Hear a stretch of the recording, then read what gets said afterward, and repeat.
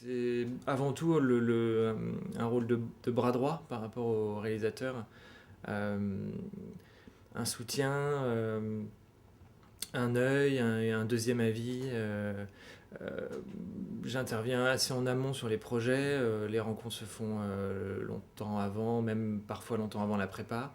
Et c'est surtout tisser des liens humains, partager des envies, des points de vue, et pour moi d'apporter des solutions techniques. Je me vois pas déléguer ce poste-là. J'ai vraiment l'impression de concevoir la lumière au moment où je conçois le cadre et au moment où on fait les mouvements, les déplacements. Et d'ailleurs, souvent, je ne fais la lumière que quand je sais ce que je vais faire au cadre. Et du coup, je m'adapte très finement à mes envies, alors que s'il y avait un cadreur, on travaillerait en même temps et on aurait beaucoup plus de discussions à avoir pour se comprendre mutuellement. Je pense que ça fluidifie le travail de l'image que d'avoir la même personne à ce poste-là, si les conditions, l'ampleur technique le permet, parce que ça dépend aussi de la grandeur des plateaux. Pendant mes études de cinéma, j'ai commencé par découvrir enfin en tout cas à me plonger plus profondément dans la nouvelle vague. Aujourd'hui, j'en suis un peu revenu et je ne vénère pas particulièrement cette période, mais en tout cas, c'est par là que j'ai commencé. Et notamment avec le chef opérateur Nestor Almendros, dont je me suis beaucoup intéressé au début en tant que personnage, être humain, technicien. Et du coup, par lui, je suis rentré dans un cinéma de Romer, de Truffaut, de Piala, de Terrence Malick, de Barbet Schroeder. Et donc, je dirais que c'est par lui que je suis rentré dans un certain type de cinéma. J'ai découvert Raoul Coutard, les films de Godard à cette époque-là, et je pense que l'enthousiasme et l'énergie qu'il y avait et le côté espiègle qu'il y avait dans ce cinéma-là m'a permis de... Enfin, je me suis reconnu, et ça a été une porte d'entrée pour moi dans le cinéma.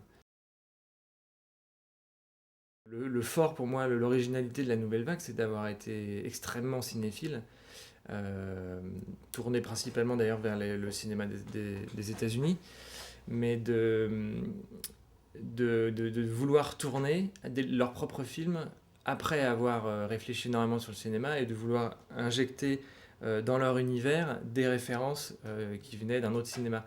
Et ce qui est marrant d'ailleurs, c'est que Jean-Claude disait que en fait ils n'y arrivaient pas complètement, c'est-à-dire qu'ils voulaient faire du Raoul Walsh ou du Hitchcock avec des moyens, avec 3 francs 6 sous, et qu'ils n'y arrivaient pas vraiment, et que c'était une forme d'échec leur premier tournage, mais en même temps par leur enthousiasme, par leur cinéphilie et par leurs envies, ils avaient créé complètement autre chose. Et leur talent de monteur ou de directeur d'acteur a transformé ses envies de départ dans un nouveau cinéma. Et voilà. Il y en a un qui est extrêmement important, c'est la pellicule, parce qu'on a quand même, elle est en train de disparaître et on tourne de moins en moins avec. Mais je viens de finir un tournage de moyen métrage en 16 mm et je suis extrêmement content du rendu et on oublie presque à force de tourner en numérique la beauté picturale et la beauté des matières qu'il y a dans la pellicule. Je dis pas que c'est mieux ou moins bien que le numérique, parce qu'aujourd'hui le numérique fait des super caméras, mais en fait c'est juste différent. Et sinon, d'autres outils que j'aime bien utiliser, c'est les réflecteurs, parce que les grands draps blancs, les grandes toiles blanches, les polystyrènes, parce que ça permet de casser l'effet des projecteurs de cinéma, de les renvoyer sur des choses comme ça, qu'on a utilisé par exemple sur le film de Jean-Claude beaucoup, parce que on n'avait pas beaucoup de projecteurs. Euh, de transformer un projecteur de cinéma en une source diffuse, en une source moins directionnelle, plus naturelle, euh, plus douce. Voilà. Donc ça, en règle générale quelque chose que j'aime bien utiliser. J'aime pas éclairer avec des projecteurs de cinéma, en fait. Je pense que je suis pas de cette culture-là et que ça justifiait une certaine époque, mais les codes ont changé. Et la contrepartie du réflecteur, c'est le drap noir ou les drapeaux, c'est-à-dire on peut faire rentrer de la lumière du soleil par un côté, mais on peut aussi la couper de l'autre. Ça permet de modeler, en gros. C'est ce qu'on a fait aussi beaucoup sur le film de Jean-Claude. C'est si on a 3 fenêtres qui éclairent la pièce, on peut en couper deux avec du drap noir et pour ne garder que la direction de la fenêtre qui nous intéresse et la renforcer avec un réflecteur. Et donc ça permet de construire, de construire une base d'éclairage en enlevant d'un côté ou en rajoutant de l'autre, quoi. On a beaucoup tourné dans son appartement. Et moi, j'avais emmené donc des mires de couleurs et des chartes de gris parce que j'avais fait des essais d'étalonnage sur mon ordinateur. Et ça me permettait ces chartes, d'avoir des références sur certaines couleurs et sur certains niveaux de gris, de comment réagissait la caméra en fonction des réglages que j'avais faits. Et ensuite, pendant mes essais d'étalonnage, les chartes me permettent de voir l'influence de mon étalonnage sur l'image de façon assez précise, puisqu'on a des plages de gris donc, qui évoluent différemment en fonction des réglages. Et on peut aller mettre les noirs à un certain niveau de noir, les blancs à un certain niveau de blanc, suivre en fonction de la teinte qu'on donne à l'image l'évolution des différentes couleurs de la charte, voir si on ne perd pas des couleurs, si on n'a pas cassé certaines nuances ou au contraire, enfin voilà, quel est l'avantage de l'étalonnage. Et ça, c'était au moment des essais, pas au moment du tournage? C'était au moment des essais, ouais. Au moment du tournage, je m'en servais pas. C'était pendant les essais qu'on a tourné. Moi, j'avais la caméra et je tournais, et puis eux, ils en profitaient pour continuer à discuter du scénario.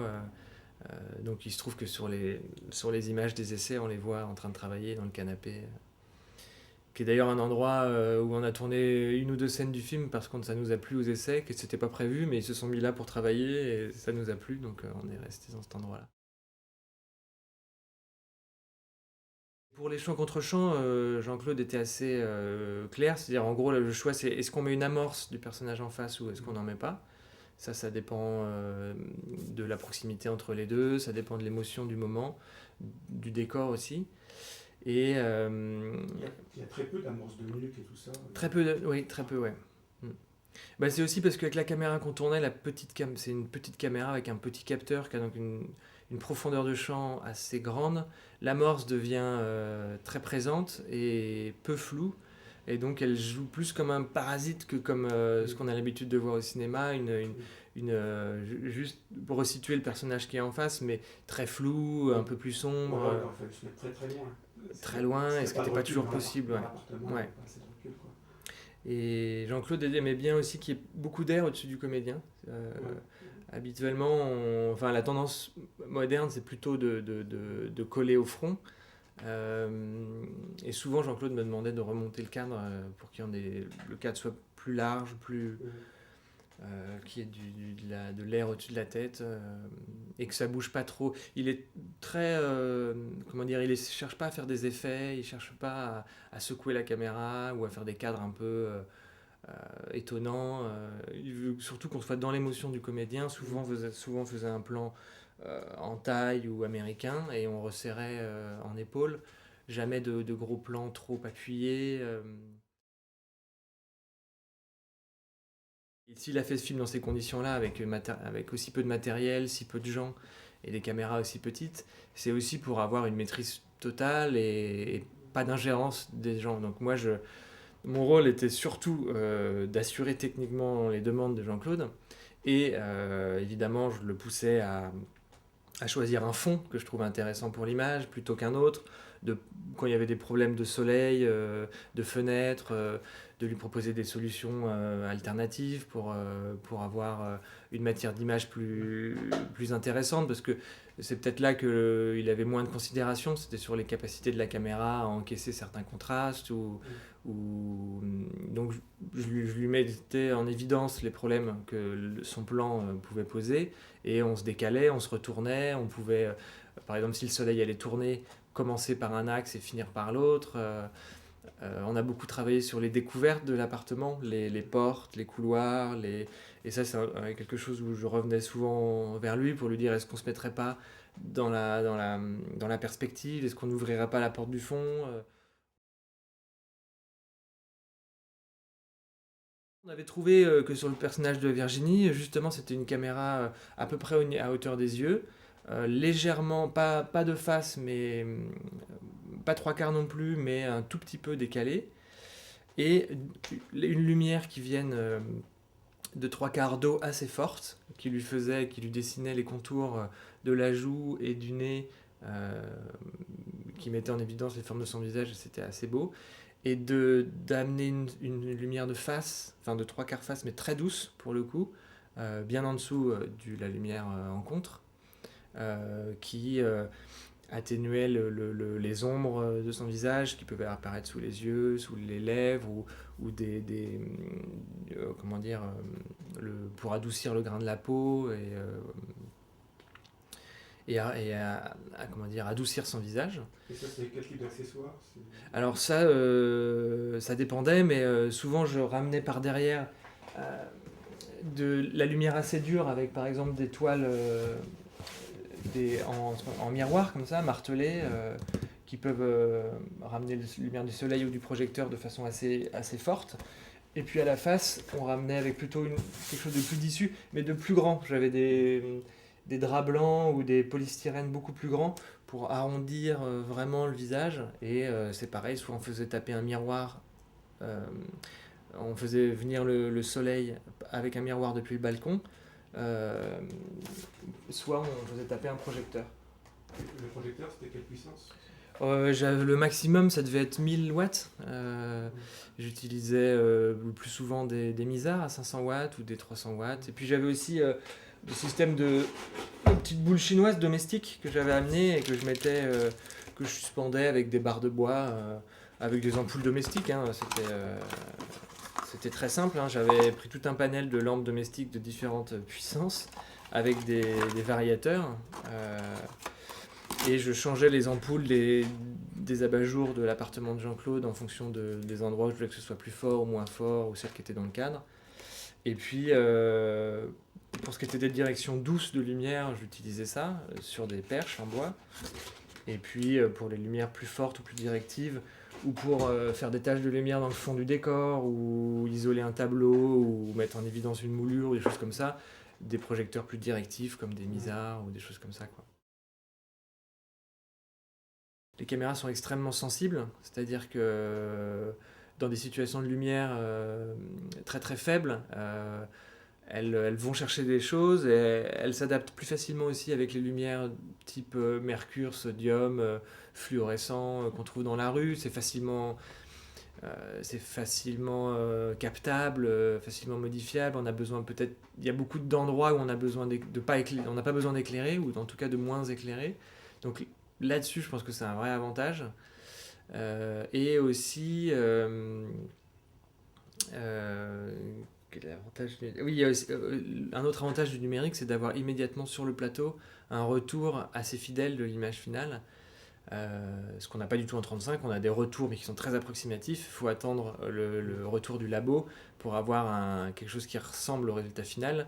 En HD sur le plateau, on a une vraie idée de ce qu'on aura plus tard. Alors ça peut être bien ou pas bien selon, est-ce qu'on perd pas trop de temps à regarder l'image, est-ce que trop de gens donnent pas leur avis, mais voilà, je pense que le numérique c'est surtout là-dessus que ça apporte, pas tellement sur la réduction de la taille des caméras, je pense.